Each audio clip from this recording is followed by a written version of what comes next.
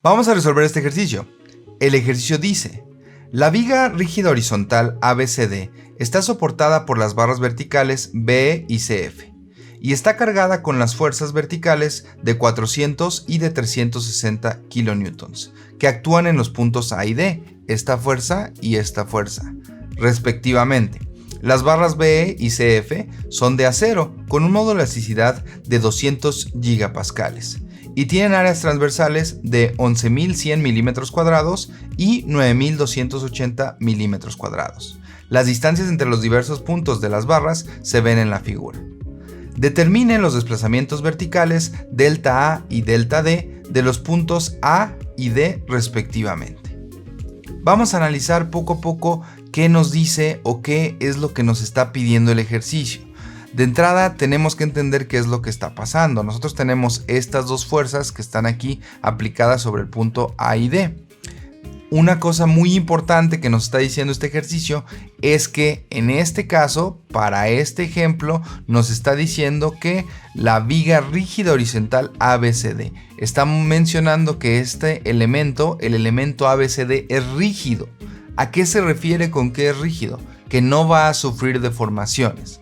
En la realidad no existe ningún elemento que no sufra deformaciones, pero para fines prácticos nosotros en este ejercicio vamos a considerar que este elemento no sufre deformaciones. Los únicos elementos que se van a deformar sería el elemento B y el elemento CF. Esto de acuerdo a lo que nos está diciendo el ejercicio. Entonces hay que entenderlo de esta manera. Es parte clave porque si no lo entendemos así va a ser muy difícil resolver este ejercicio o al menos entender cómo nos podemos aproximar a la solución del mismo. En este caso nosotros tenemos que tener en cuenta que nos está diciendo que el elemento B y el elemento CF sí se van a deformar. Se van a deformar y eso va a hacer que nuestra viga baje.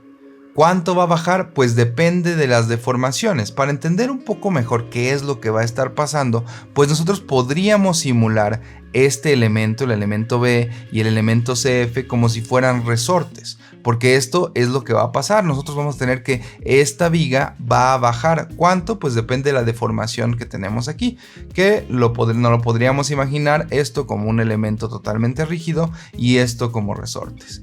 Vamos a ver cómo es que se vería eso. Si nosotros tuviéramos un elemento rígido que está sobre resortes, más o menos tendríamos este tipo de comportamiento. El elemento rígido estaría ahí rebotando sobre estos resortes o estaría deformando como tal los resortes. Aquí en este caso al inicio tenía una masa muy grande y si te fijas aquí también nos está diciendo que ignoremos la masa. Por lo tanto, si ignoramos la masa del elemento, pues entonces ahora ya no estaría rebotando. Ya con una masa muy pequeña, pues entonces ya esto tendría menos movimiento. Recuerda, si nosotros tenemos la masa muy grande, pues esto va a estar rebotando. Si tenemos ya una masa pequeña, esto no lo vamos a tener como tal. Entonces, básicamente este es el caso que nos está pidiendo el ejercicio. Nosotros tenemos colocado un elemento que es rígido, que no tiene peso, que no se considera su peso, y estamos simulando este elemento, el elemento B y el elemento CF, como si fueran dos resortes que se van a estar contrayendo o estirando. ¿De qué depende? Pues depende del efecto que tengan estas cargas. Generalmente podríamos pensar que el hecho de que yo tengo esta fuerza hacia abajo y el hecho de que yo tengo esta fuerza hacia abajo, pues nos va a indicar que los dos elementos se van a ir hacia abajo. Sin embargo, para asegurarlo tendríamos que calcularlo. ¿Por qué? Vamos a suponer que solamente tuviéramos una fuerza. Por ejemplo, si solamente tuviéramos esto. Entonces, en ese caso, ¿qué pasaría? Vamos a ver aquí una simulación. Si nosotros tenemos únicamente esta fuerza aquí, vean qué pasa. En este caso, este elemento sí se contrae, pero este elemento se está estirando. ¿Por qué? Pues porque justo la reacción que tendría que ejercer este elemento cuando solamente tenemos esta fuerza, aunque tal vez pueda ser contraintuitivo, este elemento se tendría que estirar cuando este elemento está sufriendo esta fuerza hacia abajo. Este elemento sí se contrae y este elemento se estira. Ahora, ¿qué está pasando aquí? Pues aquí en esta situación no tenemos una sola fuerza como en la simulación de aquí, sino que lo que nosotros tenemos es las dos cargas. Nosotros tenemos una carga de 400 y una carga de 360. Entonces la simulación se vería más o menos de esta manera. Tenemos una carga a la izquierda y una carga a la derecha. Entonces, nosotros aquí, digamos que si la simulación estuviera totalmente adecuada con las dimensiones y las magnitudes, podríamos ver qué es lo que pasa. Pero está a propósito así. El objetivo es que veamos o nos imaginemos qué es lo que puede pasar, pero no veamos exactamente qué es lo que pasa hasta que no lo calculemos. Lo que puede pasar es justo eso que nos pasó ahí. Nosotros podríamos tener que, dependiendo de cuál es la carga que gana, podríamos tener que esta carga gane y entonces esto baje para acá, o esta carga gane y esto baje para acá. Va a depender de qué, va a depender del tamaño de la fuerza, va a depender de las propiedades que tienen las barras. Es decir, el tamaño de la fuerza me va a decir cuánto está cargando cada una de estas barras. Ahorita, al menos de primera instancia, podríamos pensar que aquí tenemos la carga de 400 kilonewtons, por lo tanto esta le va a ganar a esta, que esta es de 360. Pero ojo, hay que tener cuidado con lo siguiente: esta tiene una mayor distancia con respecto a este punto, tiene 2.1 metros. Esta distancia es más larga que esta, entonces probablemente esta gane. Digamos que en esta parte, en este ejemplo estilo balancín que va a tener, puede que este sea el punto que se vaya para abajo y este punto vaya menos abajo que el de acá. Esto va a depender de eso que les acabo de comentar, de que la fuerza está generando unas reacciones, y además depende de la resistencia que tiene cada una de estas barras, que estas barras tienen diferentes secciones transversales. A pesar de que están hechos del mismo material, tienen diferentes secciones transversales. Eso va a hacer que tengan diferentes esfuerzos. Van a tener diferente carga, diferente sección transversal, y entonces va a tener distinto esfuerzo, por lo tanto va a tener deformación distinta. Entonces, ¿qué es lo que tenemos ahorita? ¿Qué es lo que hemos analizado hasta ahorita? Bueno, nosotros debemos de tener claro que tenemos dos opciones. Tenemos la opción de que esto se incline de esta manera, o de que esto se incline de esta manera. Estas dos opciones se pudieran dar incluso aunque uno de los dos resortes se estire y el otro de los resortes se contraiga, o pueden darse también las dos opciones, los dos resortes contrayéndose o las dos barras contrayéndose. Las dos opciones son posibles. ¿Qué es lo que nos va a determinar cuál de las dos es en el caso en el que estamos? Pues lo que acabo de comentar. Cuál es el valor de la fuerza presente en cada una de las barras y cuál es el esfuerzo que van a tener de acuerdo al área transversal que tienen cada una de estas barras. Entonces, ¿qué es lo que tenemos que hacer? Lo primero que tendríamos que hacer es descubrir cuál es la fuerza presente en cada una de las barras. Si yo sé cuál es la fuerza presente, pues entonces podré calcular el esfuerzo y así podré calcular la deformación presente en esta barra y en esta barra. Eso es lo que vamos a hacer. Para yo poder calcular la fuerza presente en cada una de estas barras, yo tendría que aislar este elemento, nuestra viga, que es el elemento que está aquí en la simulación en azul. Para aislar este elemento, pues hay que ver cuáles son las fuerzas que actúan sobre el elemento. Si nosotros queremos aislar ese elemento, pues podríamos ver que tendríamos estas fuerzas: la fuerza que ejerce esta barra sobre nuestra viga y la fuerza que ejerce esta barra sobre nuestra viga. Entonces, estas dos fuerzas no las conocemos, pero podemos suponer claramente que están hacia arriba. De cualquier forma, recuerda que si tú las supones en un sentido incorrecto, el resultado te va a decir si las supusiste de manera adecuada o no. En este caso, nosotros suponemos que están hacia arriba. Eso querría decir que estamos suponiendo que nuestras barras están actuando a compresión, porque están ejerciendo una fuerza hacia arriba sobre la viga. Entonces nosotros, si aislamos aquí ya las barras, tendríamos lo siguiente: tenemos nada más nuestra viga, tenemos la fuerza que ya sabemos de 400, la reacción que es la fuerza EB, que es la que nos está dando la barra EB, la fuerza CF, que es la reacción, que es la fuerza que nos está dando la barra CF, y tenemos por aquí la fuerza de 360. ¿Cómo vamos a encontrar estas fuerzas? Pues las vamos a encontrar con equilibrio de cuerpo rígido. Recuerda, tenemos tres ecuaciones de equilibrio. Tenemos la suma de momentos, suma de fuerza en X y suma de fuerza en Y. Generalmente la suma de momentos es por donde nos conviene comenzar. ¿Por qué nos conviene comenzar por la suma de momentos? Porque podemos elegir el punto para nosotros realizar los momentos. En este caso yo voy a hacer la suma de momentos en B. Si yo hago la suma de momentos en B, entonces tendría el momento que nos genera esta fuerza, que de acuerdo a como yo lo estoy considerando, yo considero los momentos en este sentido como positivos. Es decir, Los momentos que van en sentido contrario a las manecillas del reloj los considero como positivos. Entonces el momento que genera esta fuerza con respecto al punto B es un momento positivo y lo calcularíamos multiplicando 400 por la distancia, que es 1.5. Este es el primer momento. Vamos ahora con el siguiente momento. Este momento también, que el que genera esta fuerza, también es positivo porque haría girar esta barra en este sentido, en el sentido contrario a las manecillas del reloj, y este momento sería multiplicar la fuerza CF por la distancia de 1.5, es este que tenemos aquí. Y además tenemos este momento, que este momento sería un momento negativo. ¿Por qué es negativo? Porque si nosotros nos imaginamos qué efecto tiene esta fuerza con respecto al punto B, esto haría girar nuestra viga en el sentido de las manecillas del reloj, que recuerda, de acuerdo a lo que yo considero, ese sería negativo. Sería menos 360 que multiplica a nuestra distancia, que son 3.6 metros. La suma de estos momentos tiene que ser igual a 0. Entonces de aquí, si observas, tenemos nada más una sola ecuación y nada más una sola incógnita, entonces lo podemos resolver. Nosotros podemos despejar aquí FCF y tendríamos lo siguiente: multiplicamos este por este y nos da 600, este por este nos da 1296. Si restamos estos dos nos da 696 y despejando FCF nosotros tendríamos que es de 464 kilonewtons. El signo nos salió positivo. ¿Qué quiere decir esto? Quiere decir que la fuerza sí va como nosotros la supusimos. Recuerda que el hecho de que yo haya puesto esta fuerza así quiere decir que estoy suponiendo la barra que yo tenía ahí, la barra CF, la estoy suponiendo a compresión. Entonces efectivamente la barra CF está cargando 464 kilonewtons y los está cargando a compresión. Vamos ahora con la suma de fuerzas en Y. En la suma de fuerza en Y nosotros podemos encontrar FEB. ¿Cómo lo vamos a encontrar? Pues simplemente sumamos menos 400, que es la fuerza P1. Luego tenemos FEB, que es la segunda fuerza. Tenemos FCF y tenemos nuestra cuarta fuerza de menos 360.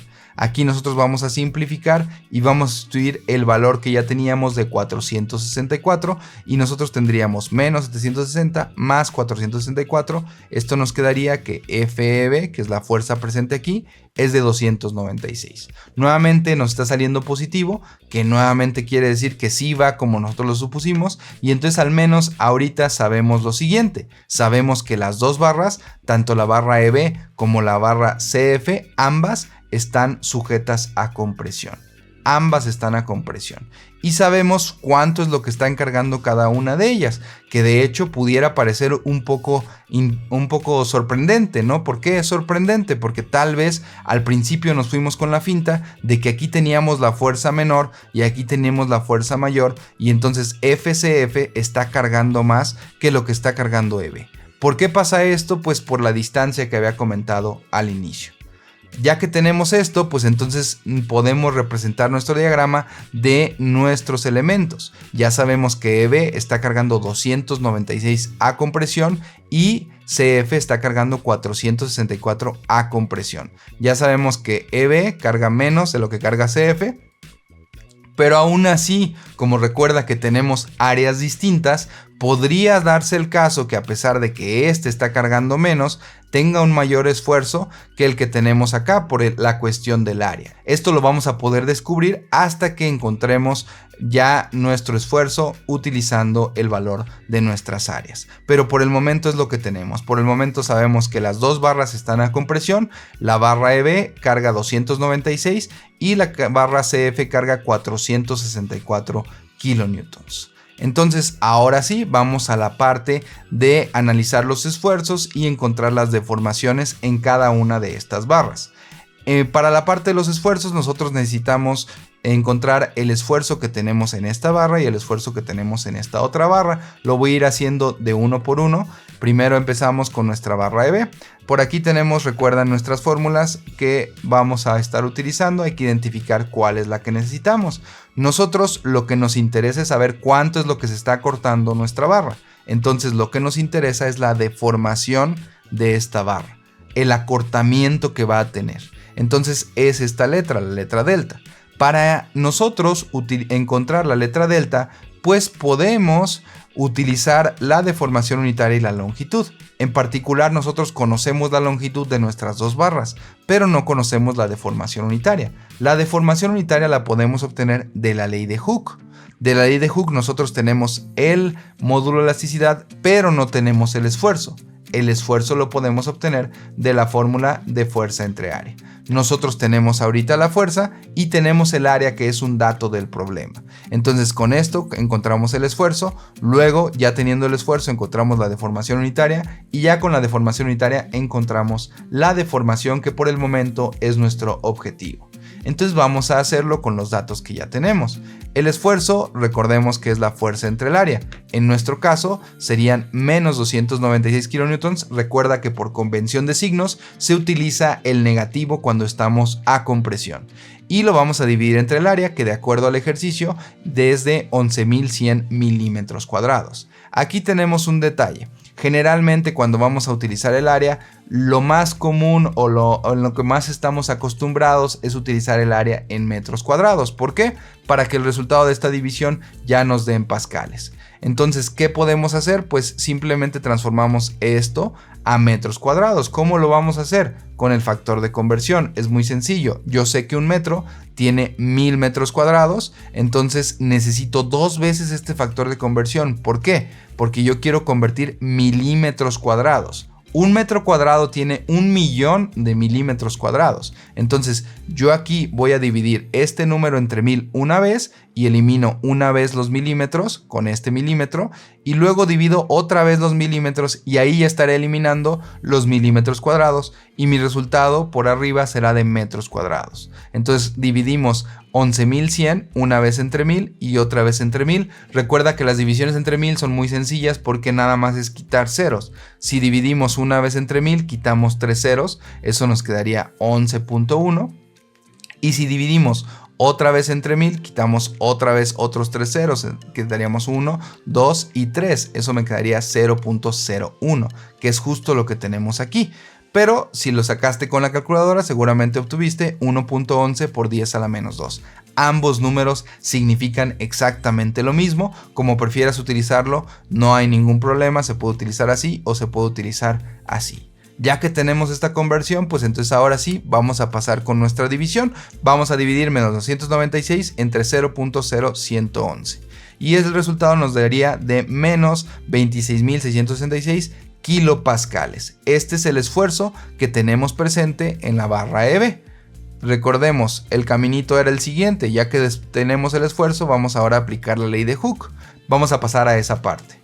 Nosotros, para aplicar la ley de Hooke, necesitamos el esfuerzo, necesitamos el módulo de elasticidad. Nosotros despejamos para obtener la deformación unitaria. La deformación unitaria va a ser igual al esfuerzo en esta barra dividido entre el módulo de elasticidad de la barra. Nosotros tendríamos que nuestro esfuerzo es de menos 26.666 kilopascales y el módulo de elasticidad era de 200 gigapascales. Nuevamente aquí, cuando estaremos haciendo esta división, hay que tener cuidado. Tenemos que tener las mismas unidades arriba que abajo. Tenemos varias opciones. Podemos pasar el número que está arriba, podemos pasarlo a gigapascales, o podemos pasar los gigapascales a kilopascales, o podemos pasar ambos a la unidad base. Cualquiera de los dos. Cualquiera de los dos está bien, el que tú prefieras, el resultado será el mismo. En este caso yo voy a pasarlo a la unidad base y entonces tendríamos que esto sería menos 26.666 por 10 a la 3 pascales, porque kilos son por 10 a la 3, y este sería 200 por 10 a la 9 pascales, porque gigas son por 10 a la 9. Ya que lo tenemos así, pues entonces ahora sí podemos dividir y obtendríamos que nuestra deformación unitaria es de menos 1.33 por 10 a la menos 4, o lo que es lo mismo, menos 0.000133. El 33 sería periódico. Recuerda que este número no tiene unidades porque dividimos pascales entre pascales, por lo tanto nos queda sin unidades. Ya que tenemos esto, pues entonces ahora sí vamos a pasar a nuestro último paso, que sería calcular la deformación presente como tal en nuestra barra. Para calcular esto, pues entonces nosotros necesitamos la deformación unitaria, que ya la tenemos, y necesitamos la longitud. Recuerda que la longitud no la da el ejercicio, la deformación unitaria la tenemos aquí. Y entonces aquí nosotros obtendríamos, recuerda, aquí está la longitud, que en este caso para la barra EB es de 3 metros. Multiplicamos el valor de menos 1.33 por 3 metros y nos da menos 4 por 10 a la menos 4 metros. Esto quiere decir menos 0.0004 metros. Y esto quiere decir, para tenerlo un poquito más claro, menos 0.4 milímetros. ¿Por qué hice esta conversión? Nada más para entender un poco mejor de qué estamos hablando. Digamos que menos 4 por 10 a la menos 4 metros es un poco difícil de entender qué representa esa magnitud. Sin embargo, menos 0.4 milímetros creo que es más claro para todos de qué tipo de unidad estamos hablando. Y esto me lleva a lo siguiente. Imagínate que realmente yo trazara esta deformación de 0.4 milímetros en este dibujo como está, a esta escala. En realidad esa deformación sería invisible, sería muy poco perceptible, porque fíjate, de aquí a aquí son 3 metros. Entonces, esto es menos de 1 milímetro. Si de aquí a aquí son 3 metros, la deformación de menos de 1 milímetro sería totalmente imperceptible. Sería muy difícil de representar. Entonces recuerda que siempre que estemos hablando en ejercicios de este tipo de deformaciones, los dibujos, los esquemas que se van a utilizar son exagerados. Esto con el objetivo de que sea claro. Sin embargo, para nada van a estar a escala. Nunca van a estar a escala, porque si lo hiciéramos a escala, esto no sería claro porque no se vería. Parecería exactamente lo mismo si yo añado esta deformación que el elemento original. Y de hecho eso va más apegado a lo que pasan en las situaciones cotidianas, en donde nosotros no vemos las deformaciones. Están sucediendo, pero no las alcanzamos a distinguir. Vamos ahora con la siguiente barra. Ya nosotros tenemos la información para esta barra, tenemos el esfuerzo, la deformación unitaria y la deformación. En particular, nosotros nada más necesitamos la deformación, pero pues de cualquier forma dejo aquí los otros datos para tenerlos en cuenta. Vamos ahora con esta barra. Esta barra, el proceso sería el mismo. Tenemos que utilizar la fuerza, tenemos que utilizar el área, que nuevamente es de 9280 milímetros cuadrados. Tenemos milímetros cuadrados, por lo que tendremos que cambiarlo otra vez a metros. Recuerda que simplemente dividimos los milímetros cuadrados 2 veces entre 1000. Y si los dividimos 2 veces entre 1000 o una vez entre 1.000.000, es lo mismo, le quitamos 6 ceros. Le quitamos 3 ceros una vez, 3 ceros otra vez, le estamos quitando 6 ceros. En resultado tendríamos 9.28 por 10 a la menos 3 metros cuadrados o 0.00928 metros cuadrados. Esta sería nuestra área en metros cuadrados. Para sacar nuestro esfuerzo, pues nada más hacemos la división y esto nos quedaría de menos 50.000 kilopascales. Recuerda que este signo menos lo estamos añadiendo porque se considera por convención de signos negativo cuando estamos a compresión. Entonces en este caso tenemos un esfuerzo de menos 50.000 kilopascales. Ya que calculamos el esfuerzo, pues nuevamente vamos a calcular nuestra deformación unitaria. Para la deformación unitaria es otra vez la misma fórmula. Fíjate cómo estoy repitiendo lo mismo que hicimos en la otra barra. Y con esto nosotros tendríamos que menos 50.000 entre 200 gigapascales. Otra vez tenemos el problema que teníamos en la barra anterior. Tenemos dos unidades distintas. Hay que transformarlo a las unidades congruentes para tener la misma unidad arriba que abajo. Otra vez tenemos la opción de pasar a kilopascales o a gigapascales o a cualquier otra. Yo voy a tomar la opción de pasarlo a la unidad base, que serían los pascales. En este caso tenemos menos 50.000 por 10 a la 3 pascales, porque los kilos son por 10 a la 3, y 200 por 10 a la 9 gigapascales, porque gigas son por 10 a la 9. Ya que tenemos en la misma unidad, que son pascales y pascales, pues hacemos la división y nuestra deformación unitaria nos quedaría de menos 2.5 por 10 a la menos 4, o lo que es lo mismo, menos 0.00025. Ya que tenemos esto, pues entonces ahora sí vamos a sacar la deformación, que la deformación nuevamente es multiplicar la deformación unitaria por la distancia. La distancia, recuerda que la teníamos en el dibujo de 2.4 metros y entonces tenemos nuestra deformación de 0.0006 metros, que para hacerlo más claro otra vez lo pongo en milímetros, son 0.6 milímetros. ¿Qué es lo que tenemos hasta ahorita? Bueno, hasta ahorita nosotros ya sabemos cuánto es lo que se van a deformar cada una de las barras. Sabemos que nuestra barra CF, que es la que cargaba 464 kilonewtons, que es esta, se va a deformar 0.6 milímetros. Y sabemos que la barra EB se va a deformar 0.4 milímetros. Este punto va a bajar 0.4 milímetros y este punto va a bajar 0.6 milímetros. Entonces, en otras palabras, ¿qué encontramos? Recuerda que teníamos dos hipótesis, ¿no? Me voy a regresar, permítame un segundito. Nosotros al comenzar el ejercicio les platicaba que teníamos la hipótesis de si quedaba de esta manera o si quedaba de esta otra manera, es decir, hacia dónde se inclinaba nuestra barra, y eso nos lo iban a dar las deformaciones. Entonces, ¿nosotros qué sabemos ahorita? Ahorita ya sabemos hacia dónde se está inclinando, ya sabemos qué es lo que le va a pasar como tal a nuestra barra. Nosotros sabemos que la barra CF se está deformando 0.6 milímetros y sabemos que nuestra barra EB está deformándose menos 0.4 milímetros. Por lo tanto, BE va a bajar menos de lo que baja CF. Entonces, lo que estamos diciendo es que nuestra barra va a quedar más o menos de esta manera. Recuerda, esta deformación es exagerada. ¿Es exagerada por qué? Pues porque si no, no lo entenderíamos, no veríamos qué es lo que está pasando. Fíjate, a esta escala, distinguir entre 0.6 y 0.4 no se distingue, ni siquiera distinguiríamos 1 milímetro, ¿no? Esta escala aquí, de aquí a aquí, hay 3 metros, es decir, hay 3000 milímetros. No alcanzamos a dividir esto 1000 veces y no lo alcanzamos a entender, por lo tanto no veríamos esta diferencia. Por eso este dibujo está exagerado. Y así se suele hacer cuando se utilizan las deformaciones. Entonces, ¿qué es lo que va a pasar? Para entenderlo más claramente vamos a dibujarlo. Nosotros tendríamos aquí nuestra barra que en el estado original estaría totalmente horizontal. Totalmente horizontal. ¿Y después qué va a pasar? Va a pasar que el punto C va a bajar. El punto B también va a bajar. Y por consecuencia, el punto A y el punto D, que es lo que nos está pidiendo el ejercicio, también van a bajar. Entonces lo que tendríamos es más o menos lo siguiente. Esta barra que era totalmente horizontal ahora va a quedar inclinada de esta manera. Recuerda y repito, esta deformación es exagerada. Para nada tiene que ver con cómo se vería realmente, pero es para entender qué es lo que está pasando. Entonces nosotros tenemos que el elemento CF va a bajar 0.6 milímetros y el elemento BE va a bajar 0.4 milímetros. De esta manera. De aquí a aquí, de donde estaba el punto C a donde ahora está, mide 0.6 milímetros, y de donde estaba el punto B a donde ahora está, mide 0.4 milímetros. Y entonces lo que nos pide el ejercicio es, pues tú descubre cuánto es lo que mide de aquí a aquí. ¿Cuánto es lo que mide de aquí a aquí?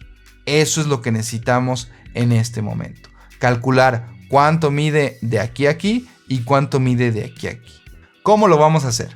Bueno, pues nosotros nos vamos a ayudar de este diagramita que tenemos aquí. Si observamos, nosotros vemos que el punto B bajó 0.4 milímetros y el punto C bajó 0.4 milímetros. Luego entonces, tanto el punto A como el punto D van a estar relacionados con esa bajada. Digamos que en proporción van a bajar lo mismo, en proporción, porque están ubicados en distintos puntos. Hay distintas maneras de ver esto. Nosotros podríamos sacar la pendiente de esta recta y luego calcular cuánto es lo que bajaron cada uno de estos. Esa sería una. Sin embargo, considero que suele ser un poco confuso.